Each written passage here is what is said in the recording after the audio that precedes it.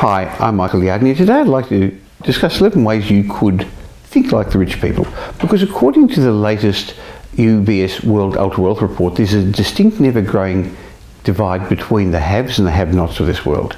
At the end of last year, 2014, 12,040 more people had made the list of those whose assets exceeded 30 million net. This represents a 6% increase on 2013's figures and meant globally a record 211,000 people managed to grow their wealth considerably, while the majority of the world was left spinning their wheels.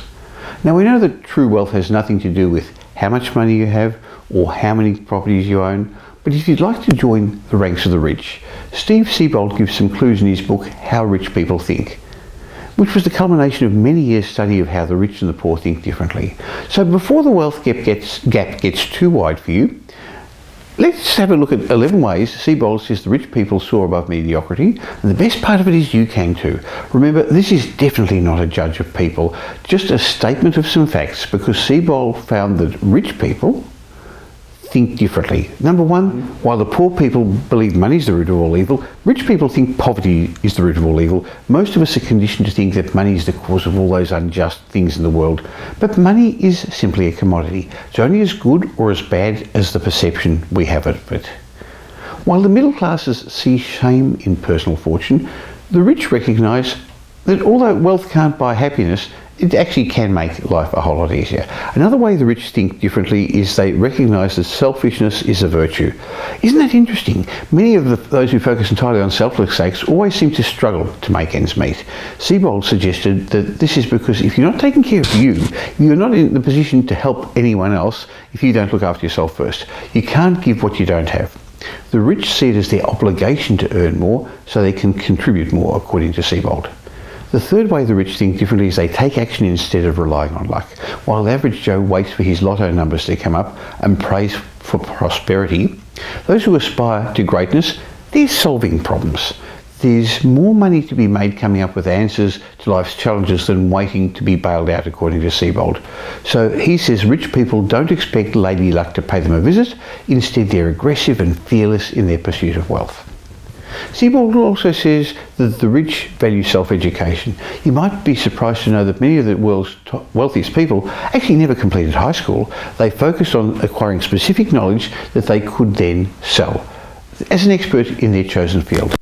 The rich keep their sights firmly on their destination instead of getting caught up along the route to get there. Another way the rich think differently is they dream of the future. Rich people don't waste time with what-ifs or reminiscing about the good old days like many in the working class do. According to Siebold, self-made millionaires get rich because they're willing to bet on themselves and project their dreams, their goals and their ideas into an unknown future. The sixth way the rich think differently is they apply the right balance of logic and emotion. People who fear losing money allow negative emotions to cloud their judgments, making financial decisions based on a deficit mentality instead of abundance. Whereas the rich use emotions as the foundation for their actions, and then they apply logic and reasoning to the decisions they make in order to build a substantial asset base. The seventh way the rich think differently is they follow their passion and love what they do. The rich work because they enjoy it, not because they must. Through self-education, they've uncovered their life's passion, and then they do what they love, and they make money as a result. The eighth way they think differently is they use other people's money. The rich aren't scared of taking on debt, recognising that leveraging, especially leveraging other people's money, is one of the fastest and most successful ways to grow your wealth. The ninth way they think differently is they believe in being something, not doing something. Most people get by in a constant state of doing, moving blindly from one task to the next without so much as a thought of where each step's eventually going to lead them. On the other hand, the world's rich and powerful, they learn and grow from every experience, be it success or failure. They don't become consumed with the here and now, but remain focused on the big picture. The 10th way the rich think differently is they understand human nature. Wealthy people know that markets are driven by fear and greed, and they play them accordingly. They recognise that behavioural bias and human nature influences those cyclical movements, while others are busy looking for logic. And, you know, there's sometimes no logic in the market. Also, the rich know you can have it all. Most people believe it's in order to gain something, you must sacrifice something. You must choose health or happiness, love or money. But most people think you can't have both. This limitation mindset comes from years of being programmed to think with an either-or mentality, says Siebold. According to his study, the rich know you can have everything you want if you approach the challenge with a mindset rooted in love and abundance. Okay, so now you have a greater understanding of what sets the very rich apart from the rest of the world's population. Now the choice is yours. Will you be one of the haves or have-nots? If you want to become rich through getting involved in investment property, why not have a chat with the team at Metropole?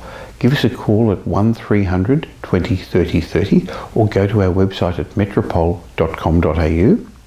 And when you do, we can organise a time if you're a beginner to have a chat about how to get into the property markets, whether you're a home buyer, how to help you with your homes. And if you're an investor already, we'll have a look at your current property portfolio and do a review to see how it's going. We'd love to be part of your wealth creation journey.